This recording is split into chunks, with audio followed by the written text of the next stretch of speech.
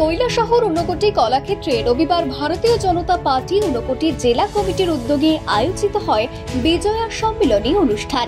এই অনুষ্ঠানে বিভিন্ন ক্লাবের সদস্য ও সাংবাদিকদের সম্মাননা জ্ঞাপন করা হয়। প্রদীপ প্রজ্বলনের মাধ্যমে শুভ সূচনা হয় এই অনুষ্ঠানের। এই দিনের এই অনুষ্ঠানে উপস্থিত ছিলেন সমাজ কল্যাণ ও সমাজ শিক্ষা দপ্তরের মন্ত্রী টিঙ্কু রায়, ঊনকোটি জেলা পরিষদের সভাধিপতি অমলেন্দু দাস, জেলা সভাপতি বিমল কর, কৈলাসহর পৌর পরিষদের চেয়ারপারসন চপলা রানী দেবরায় সহ অন্যান্যরা।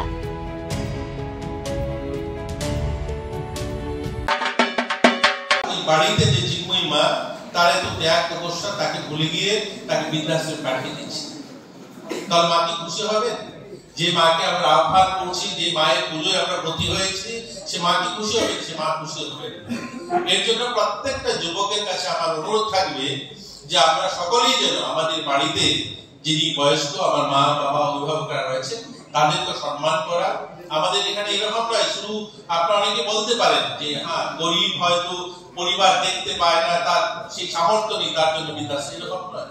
আমাদের কাছে আশ্রয় রয়েছে, আশ্রয় অর্থাৎ যেখানে সরকারি কর্মচারীরা থাকে, রিটায়ারমেন্টের পরে যারা পেনশনাররা, যাদের বাড়িতে কেউ দেখে না, সেখানে তারা থাকে। সেটা তো জায়গা নেই, সেটা তো অনেক অ্যাপ্লিকেশন, শত শত অ্যাপ্লিকেশন আমাদের কাছে পেন্ডিং আছে। যারা অ্যাপ্লিকেশন করেছে আমাদের থাকার ব্যবস্থা দিন, এরা সমাজকে অনেক দিয়েছে। এদের 60 বছর পূর্তি কেউ প্রফেসর ছিলেন, কেউ ডাক্তার ছিলেন, কেউ অন্যান্য পেশায় যুক্ত ছিলেন। এইরকম সম্ভ্রান্ত যারা সমাজকে অনেক কিছু দিয়েছেন, তারও সেই বৃদ্ধাশ্রমে অনেকেই থাকতে হচ্ছে। কেন হবে? আমরা সকলেই যদি অঙ্গীকার করি যে আমার একজন মাকেও, একজন অভিভাবককেও নিজের বাড়ির বাইরে যেতে হবে না থাকার জন্য, তাহলে দেখবেন আমাদের এই যে পুজো করার সার্থকতা হবে। আজকে বিজয় সম্মেলনী, আজকে আমরা মাকে নিয়ে আলোচনা করছি। সকলকে যেন মা সেই শক্তি দেন, মা যেন সকলকে সেই বুদ্ধি দেন যে আমরা সকলেই মিলে একটা সুন্দর সমাজ আমরা নির্মাণ করতে পারি, এবং আমাদের মধ্যে এই কুপ্রথাগুলো সেগুলো যেন লুপ্ত হয়, সেগুলো যেন মা হরণ করেন। তবেই আমাদের প্রতি বছর আমাদের পূজা আয়োজন সার্থক হবে। আমাকেও ভারতীয় জনতা পার্টি ঊনকোটি জেলার পক্ষ থেকে আমন্ত্রণ জানানো হয়েছে এই অনুষ্ঠানে। আমি ওনাদেরকেও ধন্যবাদ জানাই, এরকম একটা সুন্দর অনুষ্ঠানে আমি নিজেকে সামিল করতে পেরে। আপনারা যারা আমাকে শুনছেন, আপনারা যারা বিভিন্ন ক্লাব প্রতিনিধি ঊনকোটি জেলার উপস্থিত হয়েছেন, আপনাদেরকেও আবারও শুভেচ্ছা, অভিনন্দন। আপনারা ভালো থাকবেন, দীপাবলি সকলে ভালো কাটো এই কামনা করে মায়ের কাছে আপনাদেরকে শুভেচ্ছা জানিয়ে আমি আমার আলোচনা শেষ করলাম। মিডিয়ার বন্ধু যারা রয়েছেন আপনাদেরকেও দীপাবলির অনেক অনেক শুভেচ্ছা, অভিনন্দন। আপনাদের পরিবারও ভালো থাকুক, মায়ের কাছে প্রার্থনা করি।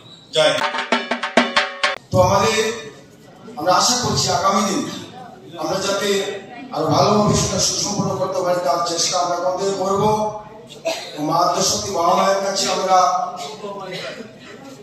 প্রার্থনা করি যেভাবে আমরা সুন্দর সুস্থভাবে আমাদের জেলাতে পুজো সুসম্পন্ন হয়েছি, আগামী দিনগুলোতে আমরা জাতি, উপজাতি, জনজাতি, ধর্মমত, ধর্ম, বর্ণ নির্বিশেষে সবাই যাতে আমরা সুন্দরভাবে শান্তিপূর্ণভাবে সমাজের সংস্থা করতে পারি, এবং আমাদের ত্রিপুরা রাজ্যে বিশেষ করে ঊনকোটি জেলাকে যাতে আমরা শ্রেষ্ঠ ঊনকোটি জেলা হিসেবে প্রতিষ্ঠিত করতে পারি, তার জন্য সবার কাছে আমি অনুরোধ করবো এবং মা আদ্যশক্তি মহামায়ের কাছে প্রার্থনা রেখে আমি আমার সংক্ষিপ্ত আলোচনা শেষ করছি।